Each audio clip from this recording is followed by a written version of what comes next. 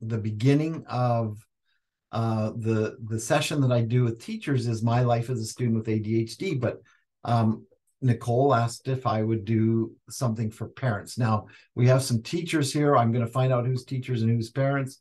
And really, the beginning is the same information. It's like, what is ADHD?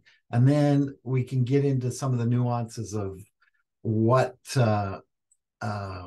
we can do as parents and what we can do as teachers. There's a lot that we can do, and I'll help you with that.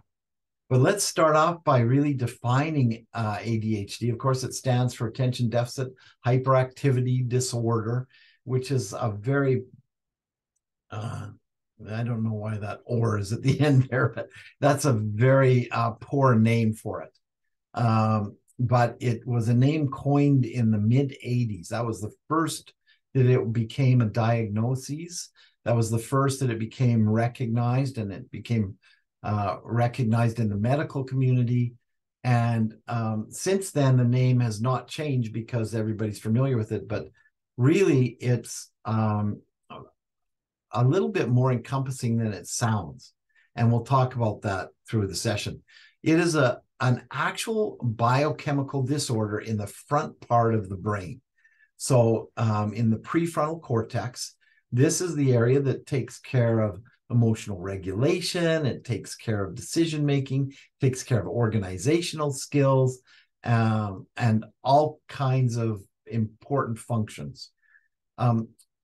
While there's some biochemical stuff that is different in the ADHD brain, I'm not saying it's bad or wrong. It's just different. It's not typical.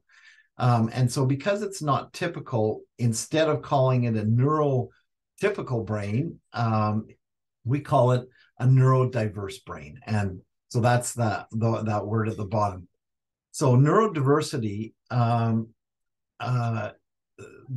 this kind of neurodiversity is characterized by inattention, hyperactivity, and impulsivity. Those are the three main things.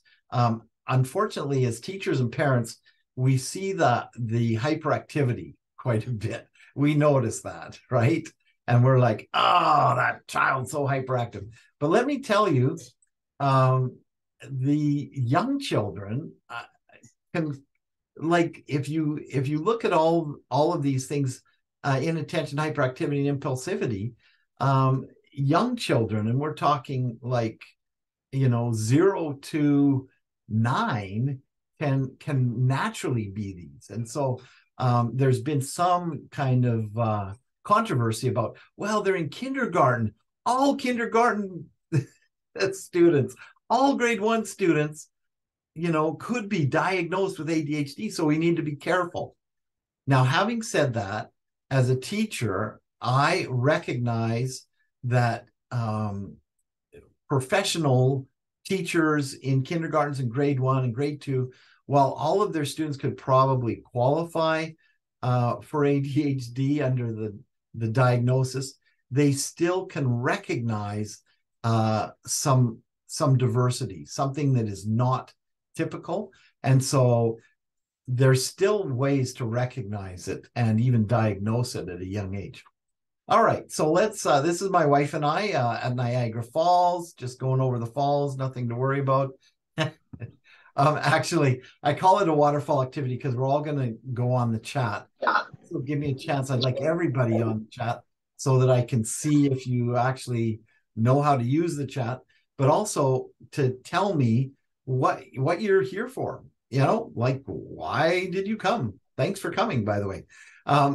We were at this tourist thing at Niagara Falls, and we stood in front of this green screen, I can't remember. The photographer said, throw your hands up in the air and look like you're scared. I'm like, well, I can act. I'll act. So I did that. And then, of course, we get to the end of the little tourist attraction, and here's this picture. I had to buy it because that's what the whole idea is. They want to sell it to you. But I'm like, man, I'm a good actor. I like that. Okay. Anyway, so what brings you to this presentation?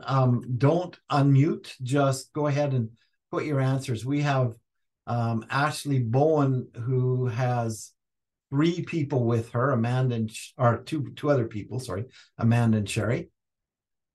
Go ahead. What do you want to learn? What brings you to this presentation? What can I focus on?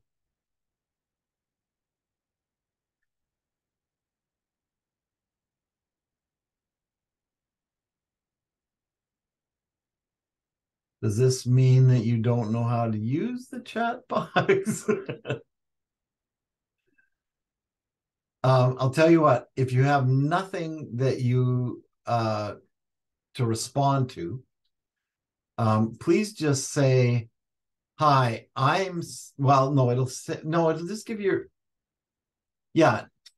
We have people like Samsung and people like that. So say, hi, I'm so-and-so, I'm a parent, or hi, I'm so-and-so, I'm a teacher, or hi, I'm so-and-so of a parent of a 6-year-old or a 7-year-old grade 1, or something like that. All right. So everybody go in the chat box. Is it me or is it you? There we go. Thanks, Nicole. This is why Nicole got me here, to support students that have ADHD, support their parents. Why else are you here? What do you want to learn about? And if you don't know the answer, please find the chat box. It just says chat. Click on chat. It kind of depends whether you're on a computer or a phone.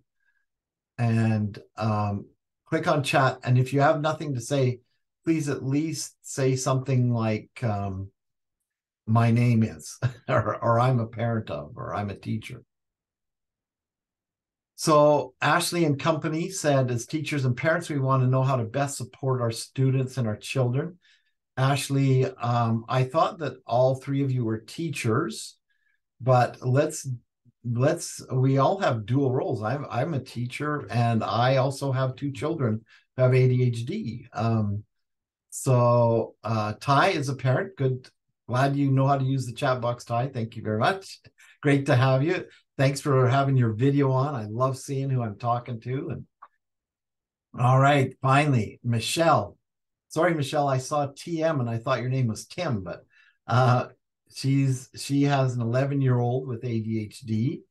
I want to go back to Ashley and whoever's with you there, Ashley. Do any of you have, like, I know you're teachers, but do any of you actually have children who may have ADHD? Now, Michelle is a parent of an 11-year-old with ADHD, wants to know how to best support her learning and everyday life with her friends and family. That is fantastic, Michelle, because that's what I planned on. That's what I've got. All right. So Nicole has a child who's now 23 years old, Nicole. Wow. That's my children, my two children with ADHD. Well, I have 4 children. 2 of them had ADHD, have ADHD, and are grown, married children, and don't ask me how old they are because I don't remember. It's 30 something. Anyway, so we have a parent here just looking for information. I assume Dickman is the last name. Thank you for contributing. If you want me to call you something beside, I don't even know if you're male or female, but none that are diagnosed, but some have some tendencies. Okay, that's good to know about. Thanks, Ashley. Oh, Ty is Michelle's husband. Okay, good. Good. I'm glad you're both here. Gotta see each other somehow, some way.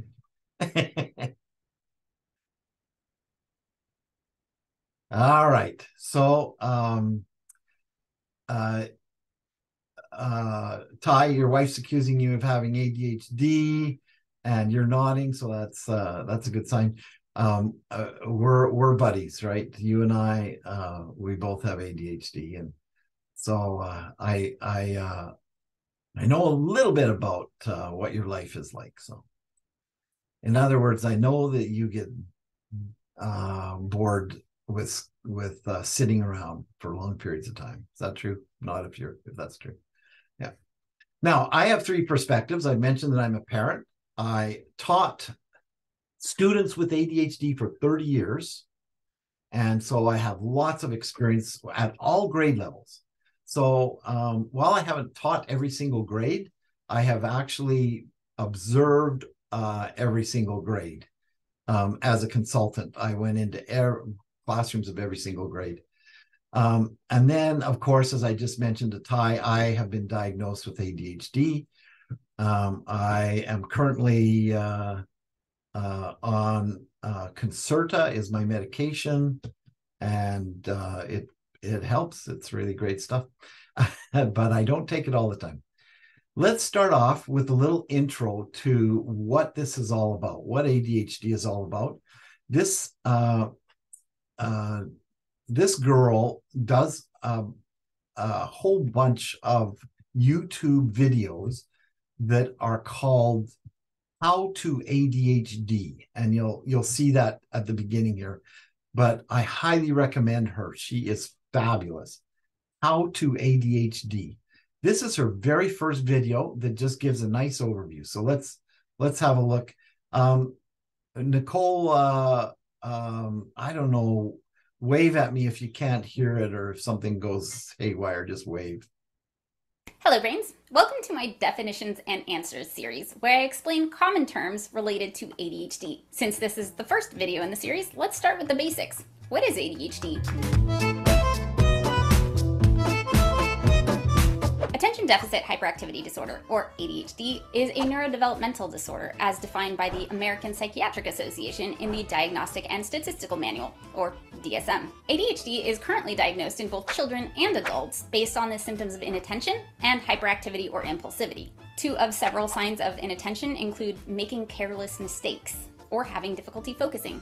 A few of the many signs of hyperactivity and impulsivity include fidgeting or restlessness, trouble sitting still, or interrupting and blurting out answers. While everyone does these things sometimes, not everyone has ADHD. An ADHD diagnosis requires at least 6 symptoms that are beyond what is age appropriate, that significantly impair multiple aspects of one's life, such as home, school, and work, that have persisted for at least 6 months, been present since before the age of 12, and can't be better explained by a different condition. Not everyone with ADHD has the same symptoms. In fact, ADHD diagnoses are separated into 3 presentations: primarily inattentive, primarily hyperactive or impulsive, and combined type. There are different levels of severity, and people with ADHD often have coexisting conditions, such as learning disabilities, anxiety, or depression. They can also be gifted. The term for this is twice exceptional.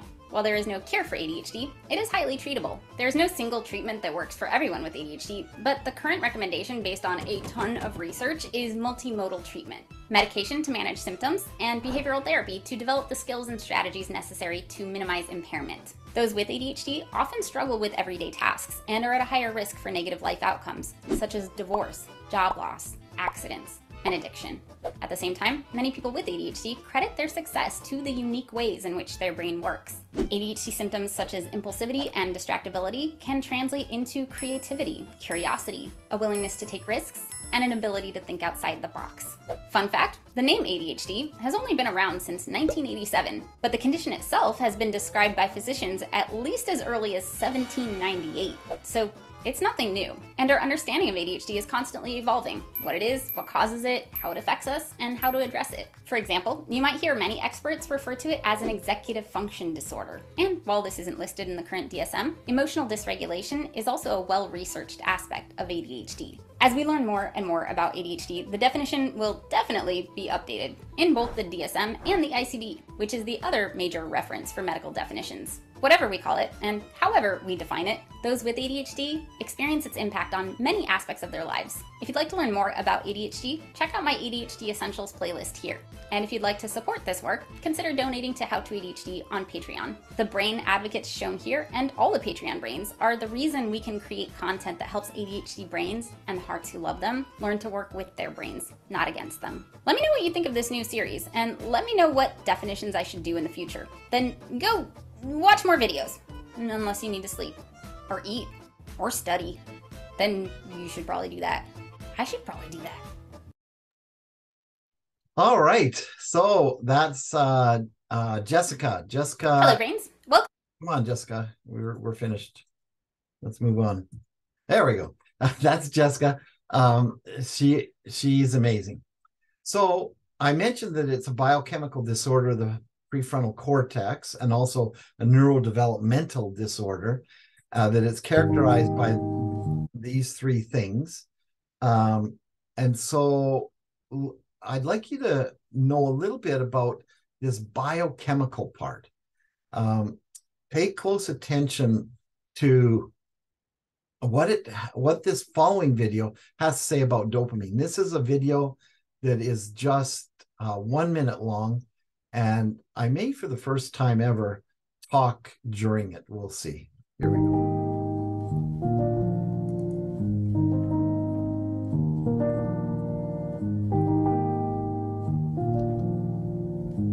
So neophenephrine is regulates dopamine in the brain. So the ADHD brain very limited amounts of dopamine.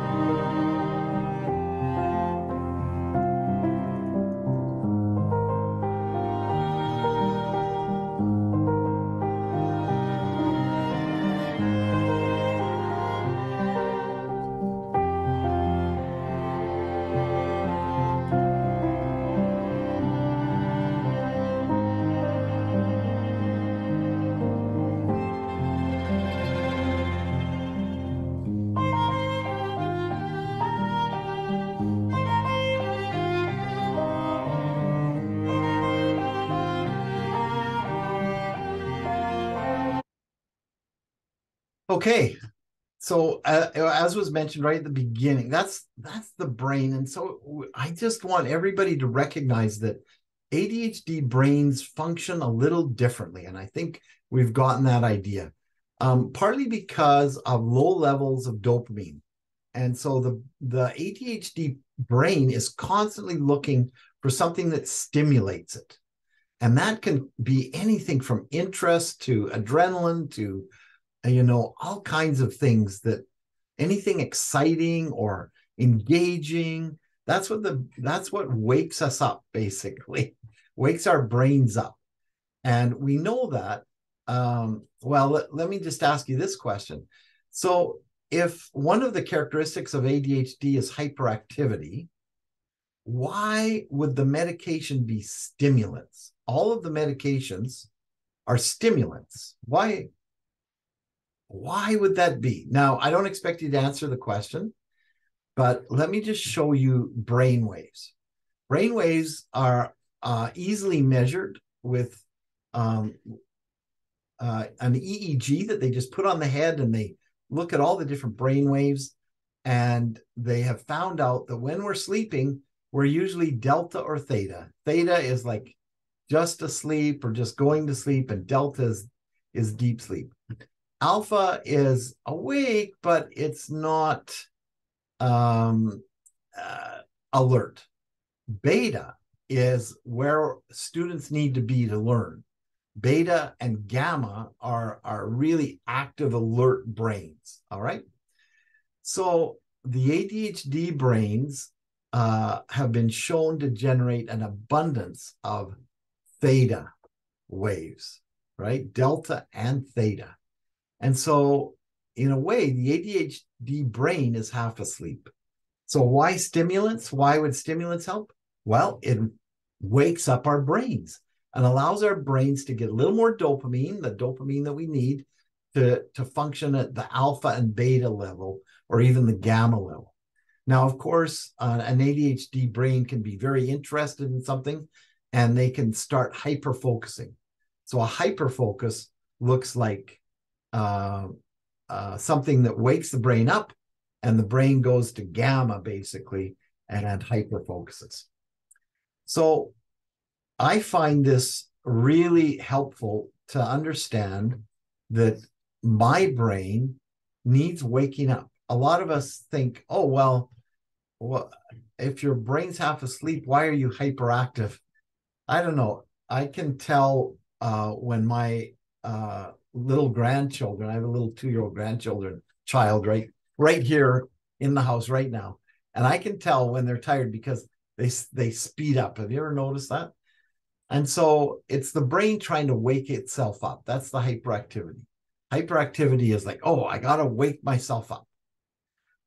But when you're just sitting there, you're the person with ADHD, the student with ADHD, the child with ADHD can just sit there and its brain is in that sleep state where it's inattentive or it's daydreaming or it has a hard time focusing.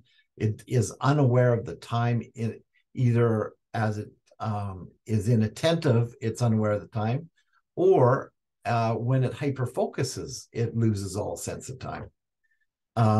There's weak impulse control, which they say puts them about 30% less mature than their age, right? And so 30% less mature and less self-regulation can really be difficult. And sometimes that leads to exaggerated emotions. I've talked a little bit about hyperfocus and hyperactivity, and executive functioning is actually dysfunction. So what does that mean? Executive dysfunction means organizational skills and kind of time management and staying organized. All right. So in the chat box, I'd like you to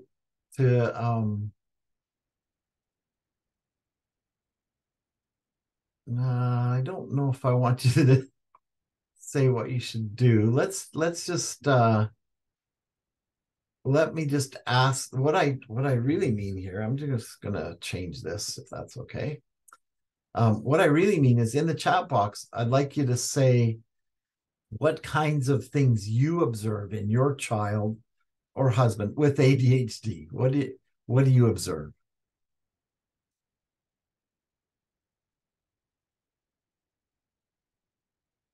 By the way, I haven't heard from the Samsung.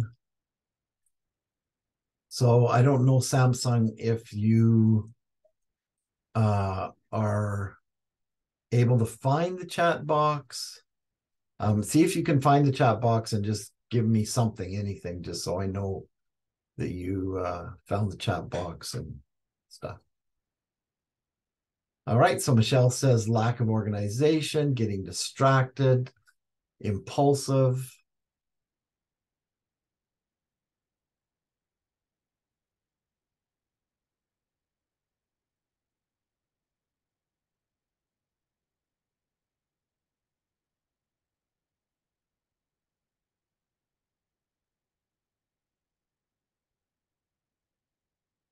Unable to focus. So doesn't it make sense that the child with ADHD has a brain that isn't is always looking for something stimulating, a brain that is kind of half asleep, and then when it does wake up, it's very helpful. Yeah, forgetful is a big one. It's huge.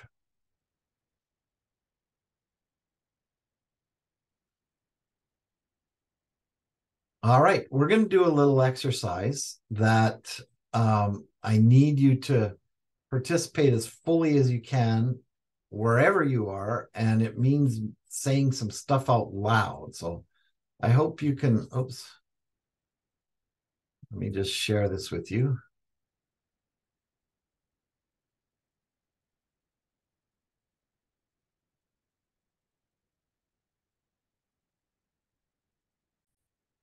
There we go. Sorry, it didn't like sharing. All right, so I'm going to ask just 4 questions, but I need you to answer them as quickly as you can out loud. Nicole knows exactly what's going to happen, but I want you to do it anyway, Nicole. I'm going to read your lips, all right? So out loud, as fast as you can, everybody answer my question. Look at the picture. I can't hear you, but I know what you're going to say, all right? Everybody ready? 4 questions. Question 1. What color is this? Thank you, Ty. I was looking for your lips to say white. Okay. What color is this? Out loud. Out loud. Come on. What color is this? What color is this owl? What do cows drink? Yeah, I saw Ty. He's smart.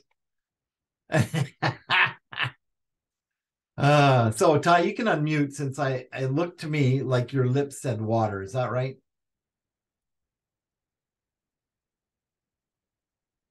If Ty had, go ahead.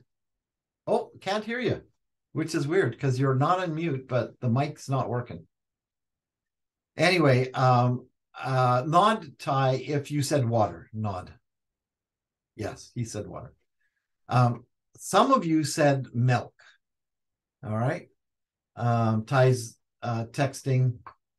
So yes, he said water. Now, which is kind of interesting. Most people will say, they'll look at white, white, white, and then I say, what do cows drink? And they will say milk, because we put our brain in that white channel, and then milk. So what I wanted, if you did say milk, you got a taste of ADHD. And what you got a taste of is a little bit of impulsivity, right? I made you be impulsive. I said, answer this question right away. But also the fact that you are on automatic pilot, and I put you on autopilot. So there's white, white, white, then there's cow, and the brain automatically says milk, even though cows drink water. Now, I know some of you are saying, well, calves drink water, but I didn't say calf, did I? I said cow. Or calves drink milk. But cows drink water. Anyway, so that's a little taste of what it's like to have ADHD.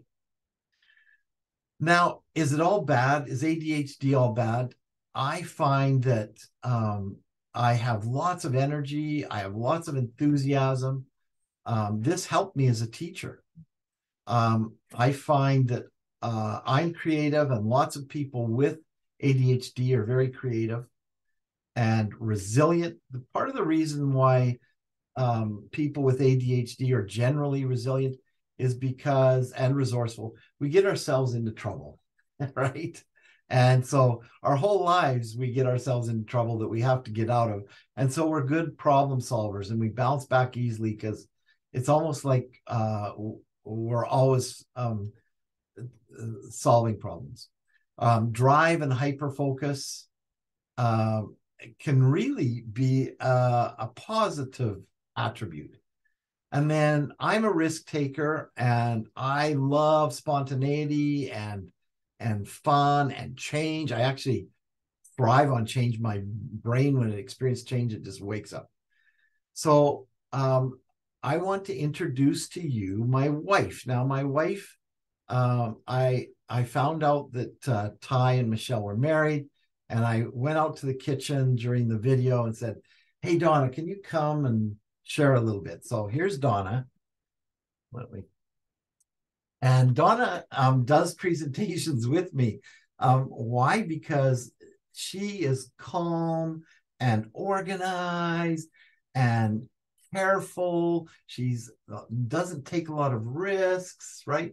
So she's very left brain. I'm very right brain, and together we make a whole brain. And so she's been my rock through our almost 40 years. 40 years this year. 40 years this year. Now we do have a 2-year-old who's now knocking at the door. He's our grandson. But I'd like Donna to just share a little bit about what it's like living with a person with ADHD, because Michelle has to do this, so she needs some advice. What do you have to say? What have I been like? So Danny is great fun. He loves to travel. That's part of the change thing. So now I love to travel. But he also smooths things out for me. He'll be the explorer. I always call him an intrepid explorer, because he'll go out and come back and say, oh, I saw this greatest thing. You've got to come see it. And so he does the exploration ahead of time, so I don't have to be faced with everything unknown, but he loves that. I'm constantly looking for things to stimulate my brain, I think. So yeah. She provides some awesome kind of grounding, in my life. She provides a lot of grounding. I'm much less flaky than I would be without her. So she provides grounding, but guess what? I provide fun in your life. He does provide fun. And he has such a good heart. I always say he's the sweetest man I know. He's an awesome dad. He's so empathetic and fun and active. So our kids get to do hikes and ski trips and all kinds of things that perhaps left to me, we might not have always done. But tell them how hard it's been living with me too. Like, okay, that's part of it. So the first year we were married, I swear every single day he lost something important. And so I kept saying, you gotta have a system. You gotta have a place. When you walk in that door, put your keys in your wallet. At the time it was a watch, not a phone. You gotta have a system. Put them there every day that you walk in. And then they'll be there when you leave. And that was sort of revolutionary. He hadn't thought of that, which isn't to say he never loses anything now, because he still does. But I wish that I had known early on that he actually had ADHD and what that was. We didn't know that 40 years ago. It would have maybe helped me be more understanding and more helpful. But he has worked hard to have some systems, like that place by the door or the shelf or whatever, to put all of his important things. He does well. Like my desk is usually pretty stacked with papers and things that I gotta, I know where everything is. He does better when everyth's tidy. There's sort of less clutter and he can focus better. So he's better at keeping like his desk tidy and things like that. What else? Being diagnosed and having medication, like he doesn't always take his medication depending on his demands of the day. If he's having a quiet day at home, he might not take his medication. But if I know he's going to be on a road trip and driving and needing to be careful and focused, especially if I'm not going to be there because I'm the co-pilot in the driving. She saved my life many times. Then I say, hey, you better make sure you take your medication, because that'll help you be more careful. Yeah, when I'm marking, teaching, writing, I need my medication. Well, teaching, yes and no, but anyway, that's another topic. Thank you, Donna. Oh, do you want to meet Scooter? Here, this is our 2-year-old grandchild. Say hi. Yeah. All right. So does anyone want to unmute and ask any questions or comments so far? Or in the chat box, either unmute or in the chat box. I know Ty can't really unmute, so.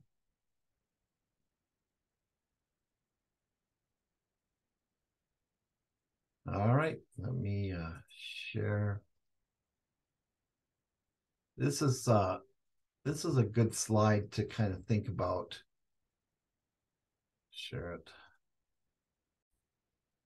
That there are really good qualities of our children or our students with ADHD. One of the best qualities is lots of energy. All the students that I worked with seem to be able to do physical tasks for long periods of time, right? They seem to be hard workers.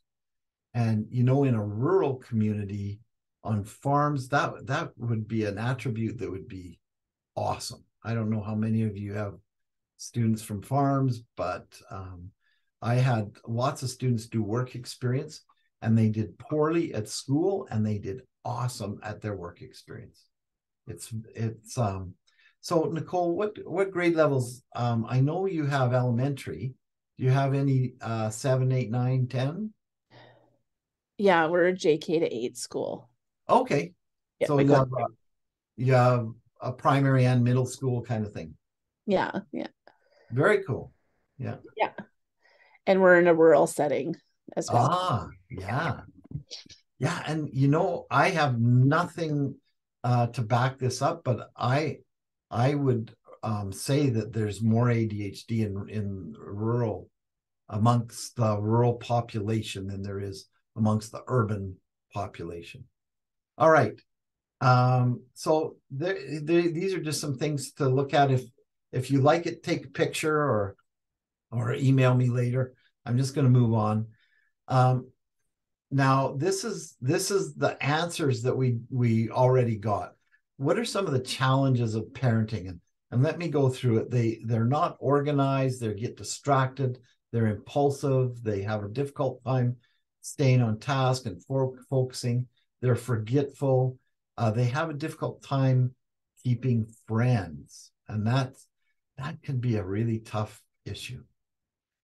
The reason why friends is a tough issue is because there are many different reasons for an inability to maintain friendships. And part of it is, I don't know, what I call flakiness, right? And that is like, it's difficult for others to understand why you're not a little more loyal or grounded or able to keep commitments and those kinds of things. And really, we're trying hard. Sometimes we just forget. We want to be a good friend, but we try, and it's hard for us, those of us that have ADHD. All right, so those are a few. Let me give you some others. So my wife mentioned this one, right? I still lose things all the time, and oftentimes what will happen is I will actually put things in very good places and then forget that place where I put them, if that makes any sense. And that's because my brain's half asleep. And so I put something away and it's in a great place, but I can't find it because my brain or my body did it without my brain, if that makes any sense at all. Or I run on automatic pilot quite a bit. Now, inconsistency is a huge challenge as well, where some things work really well some days and then not other days. Some things go very well some days and then not other days, or even from hour to hour or time to time. Motivating them. I am an expert at procrastination. I always tell my wife, you've got to learn this. It's such a great skill to have, you know, and he's like, she never procrastinates. And I'm saying that in a joking way, that it's good to be a procrastinator. But whenever I procrastinate something and it turns out it was good, I always show my wife, hey, look, it was good to procrastinate. I mentioned poor time management. We've talked about inattention a little bit, missing details and deadlines and forgetting details and deadlines. A lack of focus was mentioned in the chat box. Hyperfocus I mentioned. And I find with ADHD, a lot of this occurs with video games. A lot of people with ADHD, not myself actually, but they get hyper-focused on a game and they just go crazy. Me, I get hyper-focused on PowerPoints. That's my hyper-focus. I can work on a PowerPoint and all of a sudden it's like 4 hours later and I don't know what happened. Okay, so those are challenges that are part and parcel with having ADHD. And they can fit into 3 general areas. That's trouble with regulation, inconsistency in behavior, and different responses to different consequences, or different responses to consequences at different times. So these are common problems. Now, let's solve all that we just talked about.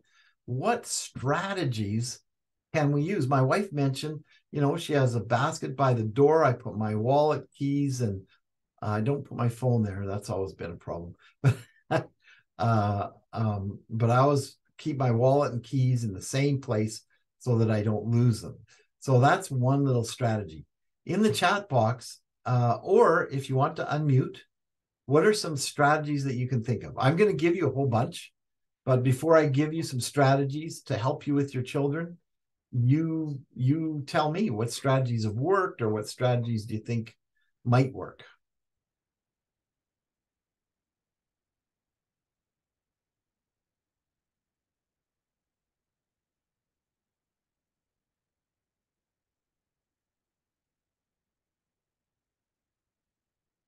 Well, it's a good thing you came to this session so you can learn some, hey?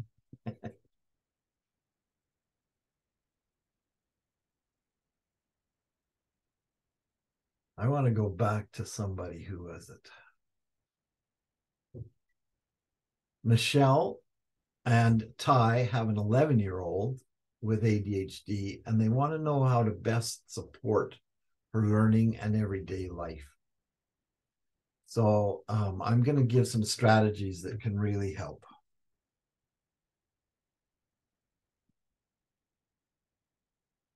Ty, nod if your 11-year-old has been officially diagnosed. Have they been officially diagnosed? A doctor or psychiatrist says they have ADHD? You don't know. Michelle, help them out. Has your child been diagnosed? Oopsie. Oh, where am I going? There we go. I was trying to scroll through the chat box and I got onto the. Got it. So not officially. Thanks, Michelle. Oh, a smartwatch. Awesome. Yeah. Fantastic. Thanks for putting that in.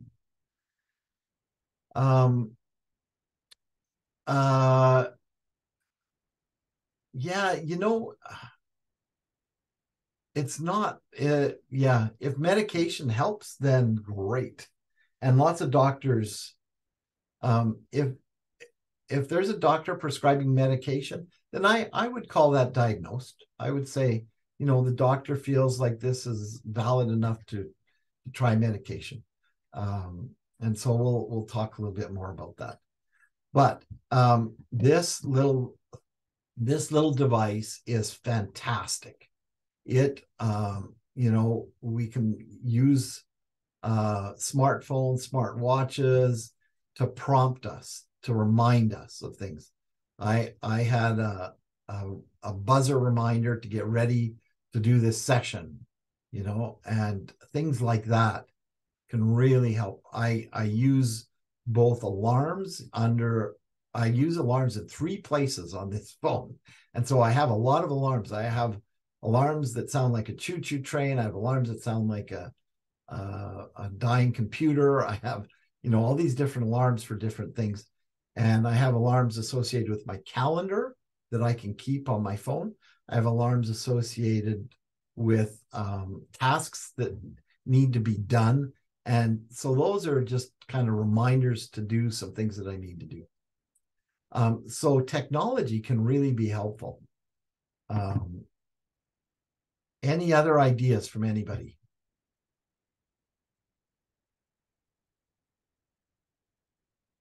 All right. So here's what really works. What really works is positive feedback. Try to catch them doing good things and say, wow, that was good. Good for you. And you know what? It's like, oh, you remembered to brush your teeth. Good job. It doesn't have to be a big thing that you give them some positive feedback for. That positive feedback wakes up their brain and says, oh, hey, that's what I'm supposed to be doing. I did it, or I'm doing it. Good. And so that can really, really help. As parents and as teachers, we need to be giving that feedback all the time. I remember as a teacher, I got this idea from a speaker once to put 5 pennies, when we had pennies. I don't know what you'd use now, marbles or nickels or something, in my pocket. And I would put them in my left-hand pocket. And if I had a child in my classroom with ADHD, I would try to give them some positive feedback, say something, give them praise, right? Give them some praise. And then I would move 1 penny over to the other pocket. And by the end of class, I tried to get all 5 pennies moved over so that I was giving them praise and reminded of that praise every time I put my hands in my pocket. So that's just one example. Now, then there's rewards, which is a little different. Rewards is what we use to motivate. And I'm going to talk quite a bit more about rewards in a minute. But the ADHD brain works really well on rewards. The ADHD brain operates super well if there's something fun, engaging, exciting, interesting, and it actually doesn't have to be really over interesting. It just has to be out of the norm. It has to be something that they don't expect, even that can wake their brain up and like, oh, I didn't expect this, and it wakes their brain up. As a student with ADHD, I learned best when I was having fun, when I was doing something that was playful, because my brain was awake when it was playful.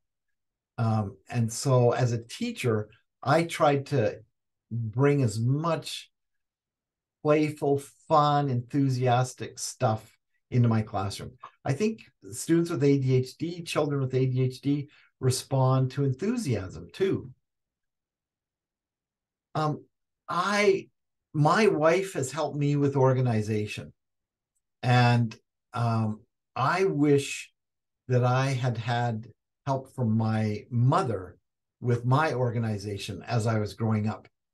Unfortunately, she probably had ADHD too. I don't know, but she wasn't the most organized, and so she couldn't really help me with organization. But there are so many systems and strategies. You know, the basket by the door, the smartphone or smartwatch that we've already talked about, but binder systems, or you know, what I found helped me the very most was having to study at the same time at the same place every day. And my body hated it. My body just did not want to sit there. But after I did it for about 21 days, my body was like, oh, it's time to study. This is the time and the place. And I could sit in that time and place, and boom, it was really helpful. So these are 3 great ways to help your children with ADHD. They thrive on attention. They thrive on just being there for them. All right. Any questions so far? Any comments so far, either in the chat box or unmute?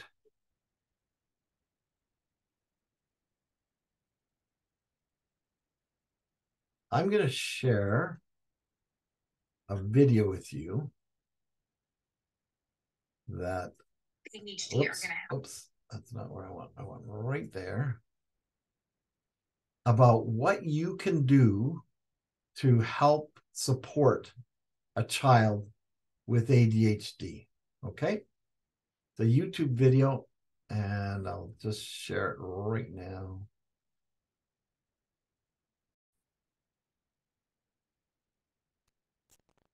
So what do these 3 core difficulties mean for parenting? The first thing that we need to keep in mind for parenting a child with ADHD is anticipating.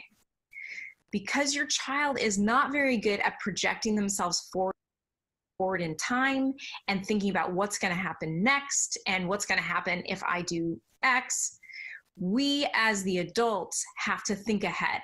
So think about which situations are going to be really tough for your child and are going to require more support. What are triggers of certain behaviors? What are tasks during the day? What's the piece of the morning routine that your child always gets distracted during? And we're going to try to set up more structure and things like clear instructions and more rewards and even consequences in advance, so that we're not having to try to clean up a mess after things have fallen apart. So I'm just pausing a bit here to talk to teachers who are in this session. Teachers, there's so much that you can do. And the biggest thing you can anticipate is times when they may feel bored, okay? Whether it's a time you anticipate where you're talking a long time, or a time where they have to stay on task a long time, and anticipate that and think, okay, what would help them stay more focused? And almost always the answer is movement, which I'm going to talk about, and we'll give a little, a few ideas about movement. But I used to, as a student, I used to cope by asking if I could go to the bathroom. even if I didn't have to go very badly, I found that really helped me to go to the bathroom, come back, and I was more focused. So when I became a teacher with my students, I would say, hey, I notice, that sometimes you have a hard time paying attention, you get a little bored. I want you to go to the bathroom. And they're like, well, I don't need to go to the bathroom. Well, I want you to just walk to the bathroom and walk back, right? I don't know if Nicole is in favor of that, but that any kind of movement, and I'll talk a little bit more about anticipating times of boredom or restlessness and what kinds of things can be done to just a little movement and then back on task. The second thing that we want to keep in mind for parenting a child with ADHD is that your child is going to need a lot more feedback than other kids will in order to regulate their engine. So as I mentioned, they're relying on their environment to self-regulate, and you can be that piece of the environment that gives them accurate input. And we really want to see a lot more positive input, praise, positive attention than correction and negative attention. So we want to praise, jump in, give lots of attention when you see anything positive happening. So instead of waiting until your child has completed all the steps of their morning routine, we want to jump in with giving them attention and praise just for getting started, just for getting out of bed, starting to get dressed. Let them know that they're on the right track so they can keep themselves going. They are going to need more correction than other kids do, more reminders and redirection as well. But we want to think about how to do that in a way that doesn't become overly negative and make them feel defeated and like they're not doing a good job. Now, teachers were always giving feedback, always kind of providing, even assessments, right? Whether it's assessment for learning or assessment of learning. We're always giving praise and doing this kind of thing. But what I found with my students with ADHD is prompts to stay on task, prompts to do what they're supposed to be doing. And I found lots of different ways to give them that feedback that, hey, you need to be doing this kind of thing. And if you're not ready to do it, then what do you need to do to get ready to do it?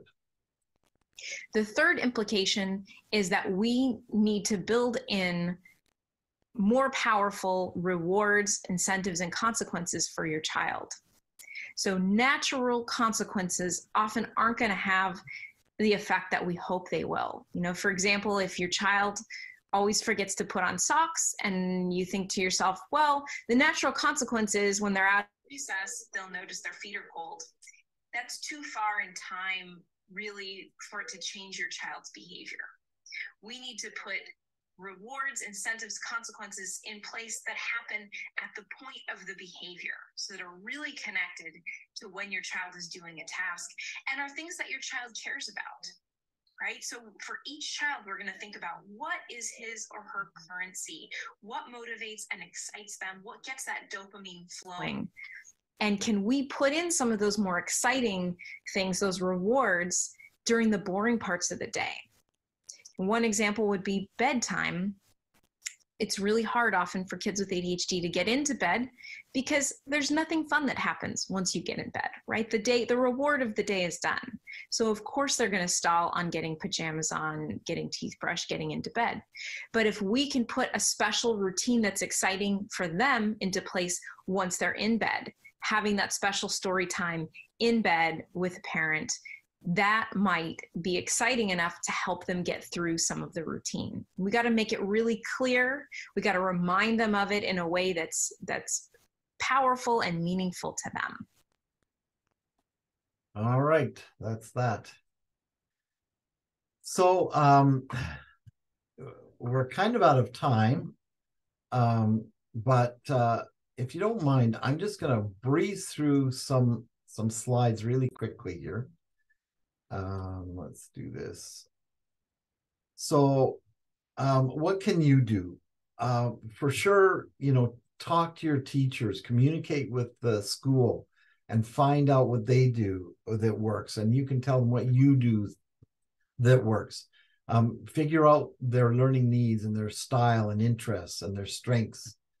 Modeling is fantastic. Like, this is how you do it. Let's do it together. I'll show you, then do it together. Now it's your turn. You can do it. And then immediate rewards and incentives.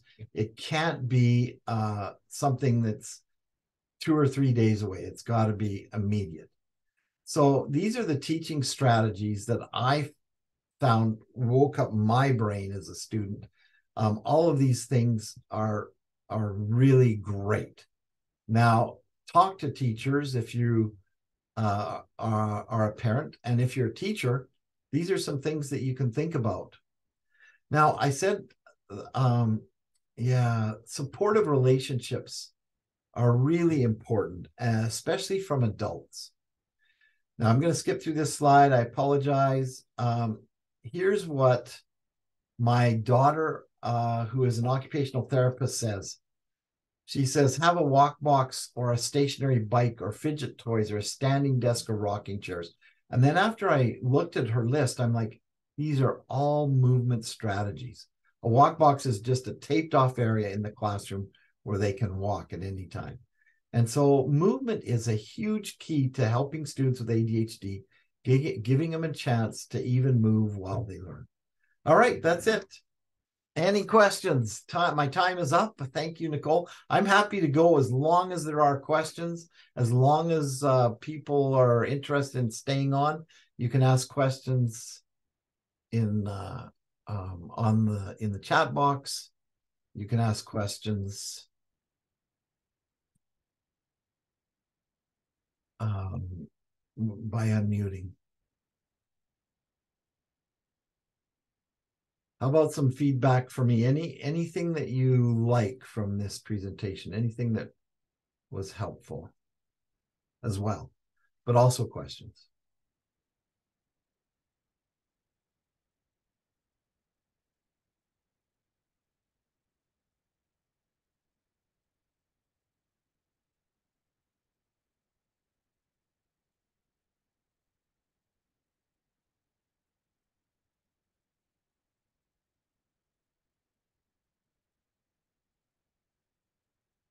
I think that I suspect that our Samsung might have been a teacher. I don't know. As soon as the session ended, all the teachers disappeared.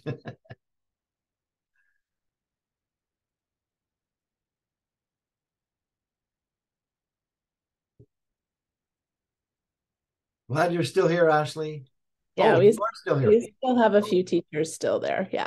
Oh, I thought Ashley disappeared. No, she's still there. I'm sorry, Ashley. I didn't see you. Sorry.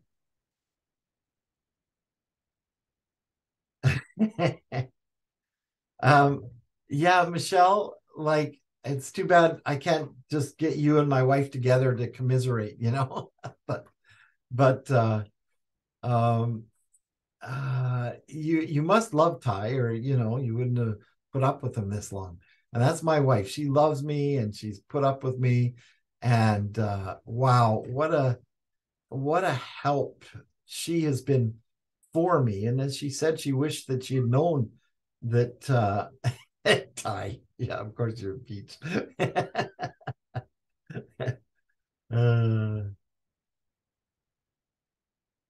Yeah, I'm glad. I'm glad that we both share some of those good things. I mean, there, as a kid growing up, I didn't really have any problem outside of school.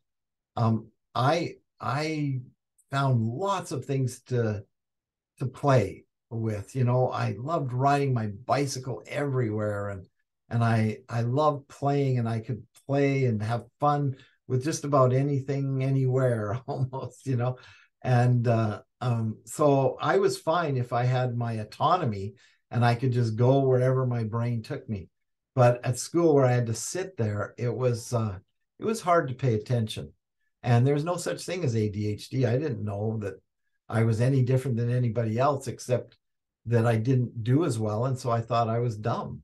And obviously I'm not dumb, or I wouldn't be teaching you guys, so I wouldn't have been teaching students for 30 years. I wouldn't be a professor at a university right now, you know.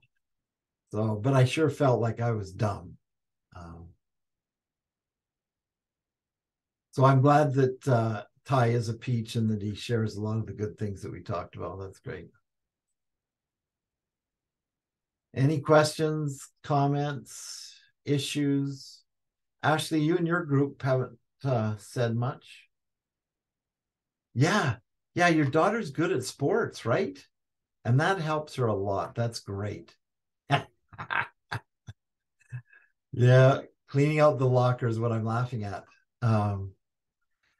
The way to help them not feel dumb is by helping them understand that their brain, it works a little bit differently. So some of the things I presented at the beginning, you can kind of dumb down for your 11-year-old Ty and kind of let them know that, hey, you have a gift, and your gift is that you're good at sports, you're good at learning by doing, but your gift may not be sitting there for long periods of time.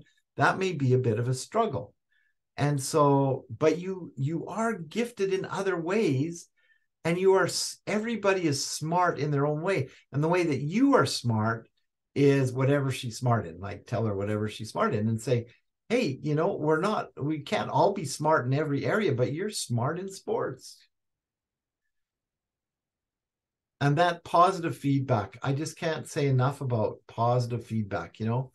My brain just I learned so much when I felt like I was doing well. But when I felt like I was doing poorly, like, you know, when I felt like I was dumb, I remember a specific moment in a grade 5 class trying to learn ratio. And I remember the moment I said to myself, I am so dumb, I will never, ever be a teacher. In grade 5, you know. Thanks for that question, Ty. It's a great question.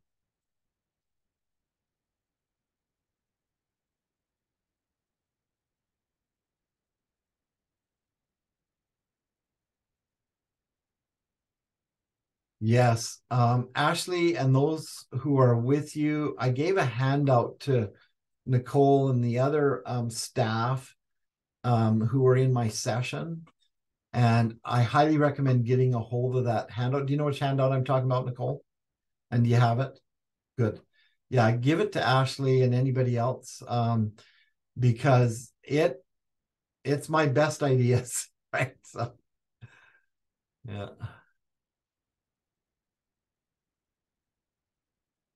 Oh yeah, Ty, that's so hard.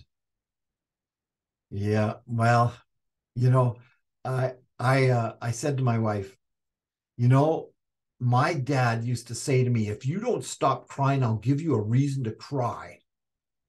And I said to my wife, I am never going to say that. I am never, ever going to say that because I remember it made me cry more.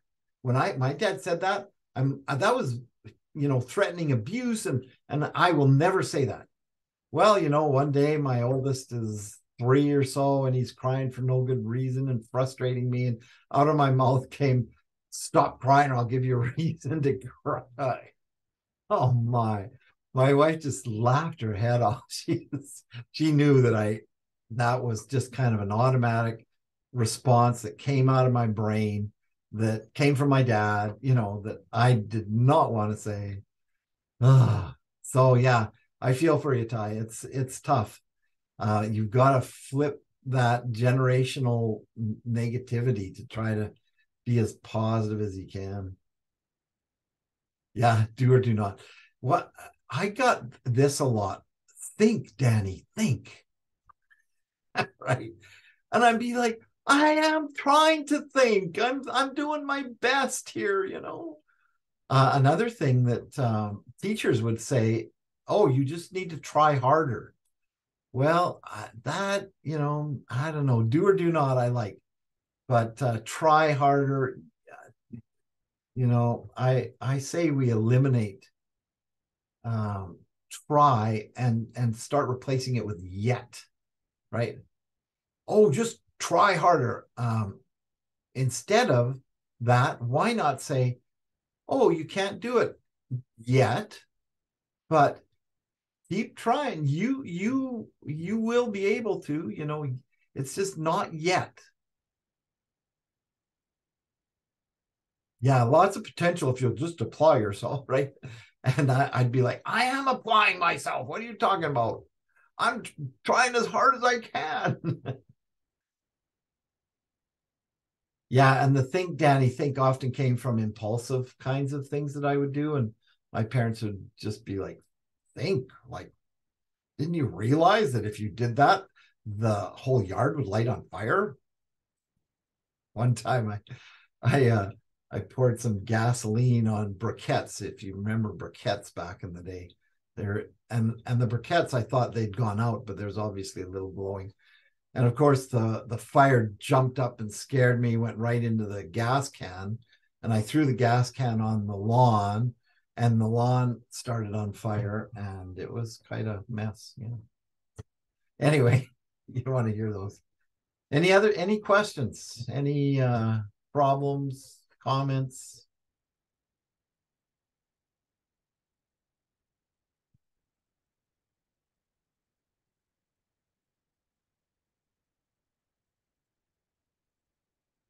I hope it helps you to understand what our brains are doing. It's our brains that are they work a little bit differently, and they respond really well to things that are attention getting.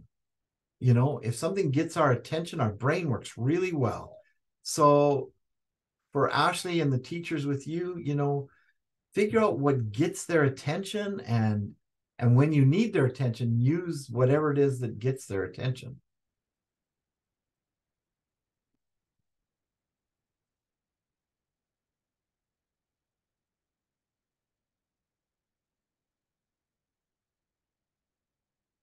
So, Nicole, are we done? I don't see any questions or comments or.